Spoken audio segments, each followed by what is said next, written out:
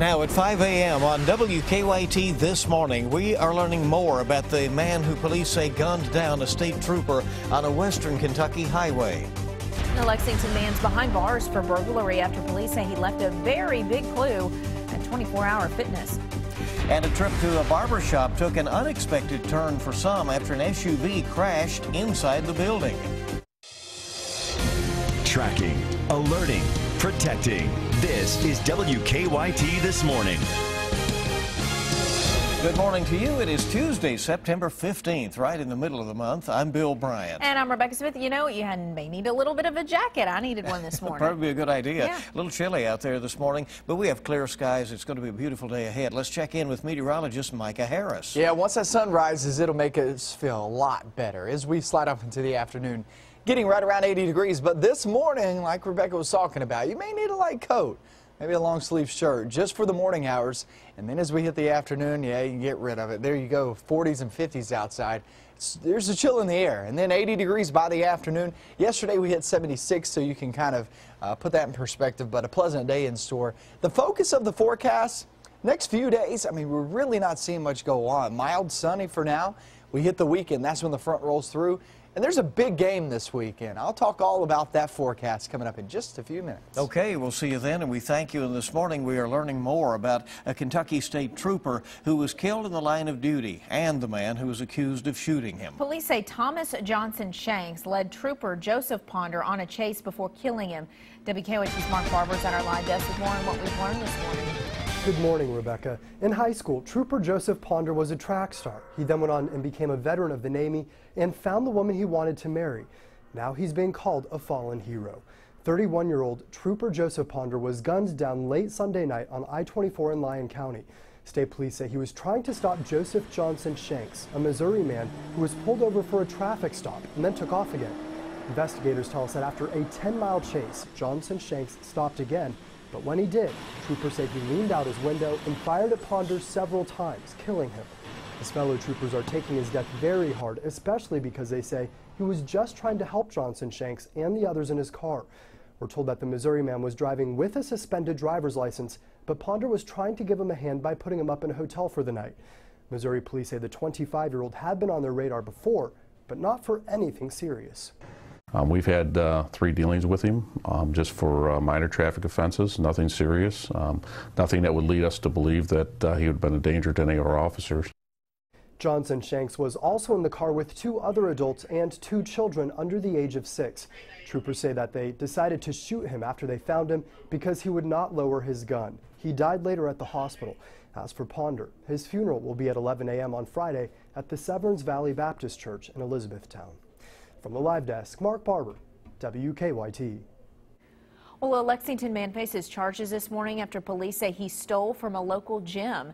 Even though he isn't a member, police say 30-year-old Russell Sipe went into the 24-hour gym on Maple Leaf Drive and started stealing items. WKYT's Hillary Thornton is live in Lexington with more on how Sipe got caught. Good morning, Hillary. Good morning, Rebecca. That man now in jail, Russell Sipe, was not caught just because he was seen on surveillance video, but also because of what he did on a computer inside the gym here. Police say back in March, Sipe, who is not a member of the gym, entered the 24/7 workout Anytime Fitness Center.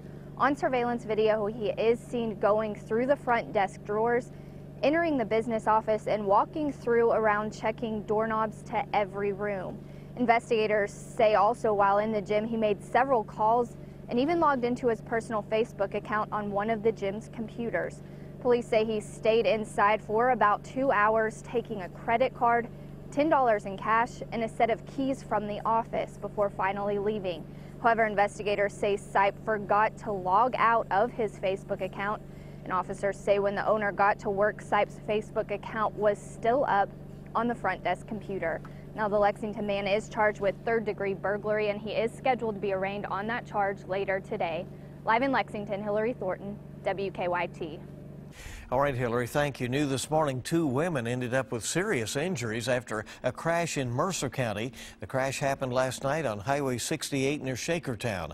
Investigators say the vehicle hit a culvert and then a tree and flipped over. Both women were trapped in the car. They were rescued and then flown to the hospital for treatment. Police say the driver may have fallen asleep at the wheel. Well, a mechanical problem gave passengers on board a flight a big scare last night. ExpressJet says Flight 2693 had just taken off from Bluegrass Airport for Dallas when pilots noticed a possible issue with the plane's landing gear.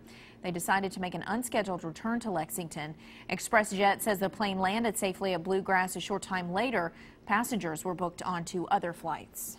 Folks waiting for a haircut Monday got quite the scare after an SUV crashed into a Harrison County barber shop. WKYT obtained this surveillance video showing the SUV crashing into Custom Cuts, the barber shop there on Oddville Pike in Cynthiana. Witnesses say they saw an SUV run a stop sign, avoid hitting a passing car, and then slam into the front of the barber shop. The barber shop owner, Jerry Adams, says it was a very close call. Yeah, you can see it. She knocked stuff halfway across the room. She drilled it pretty good. Fortunately, no one was hurt, especially kids. Adams says he was in the middle of cutting a customer's hair when the crash happened. He said a few customers were shaken up, but nobody was injured.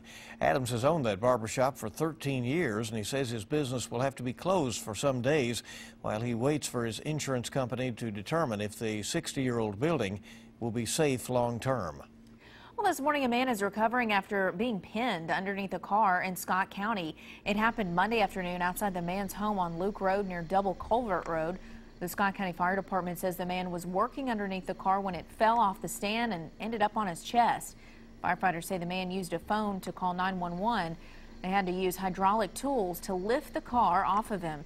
Firefighters say he was conscious and talking to them the whole time. We're coming up on 5:07 now on WKYT, and this morning police are still searching for a driver who they say hit an elderly woman with his truck and didn't stop. That happened on Saturday afternoon outside the Harlan Walmart.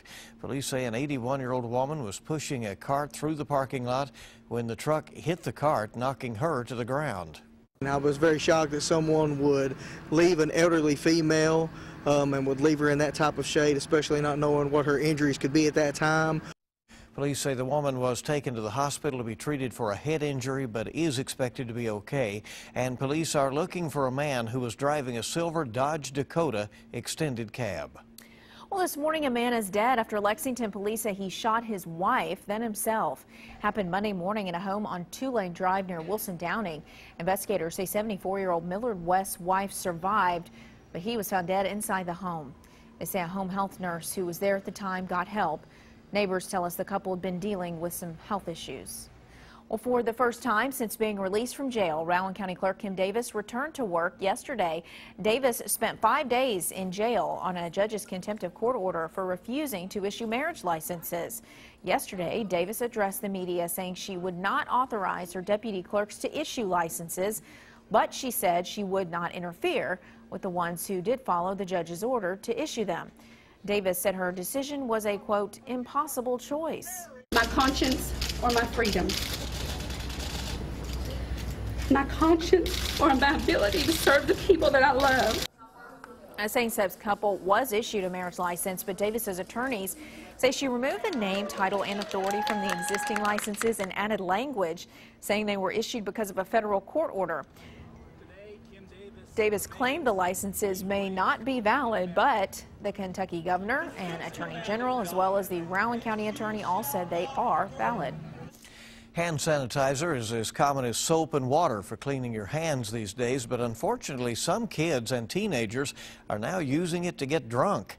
Experts say a single bottle of sanitizer is made up of anywhere from 62 to 70% alcohol. They say although it is gelled, it can still be used like regular alcohol if it's consumed. The University of Kansas Hospital is reporting since January they've had more than 150 calls related to kids getting drunk and sick off of sanitizers. Oh, which I just couldn't imagine. Makes my stomach turn to even think about. Oh, yeah. could you imagine? Yeah, especially those with those different fragrances and so forth. Okay, 5:09 the time this morning on WKYT. A hotel in Nebraska got an unusual guest over the weekend, and this one had a hard time getting a room. We'll tell you why after weather. And a new design could change the way you feel about having the middle seat while flying. We'll show you why. That's coming up. Sitting very chilly this morning, but by the afternoon it looks really, really nice sitting there right around 80 degrees. Not a bad feel throughout the work week, but I'll show you above average temperatures coming up.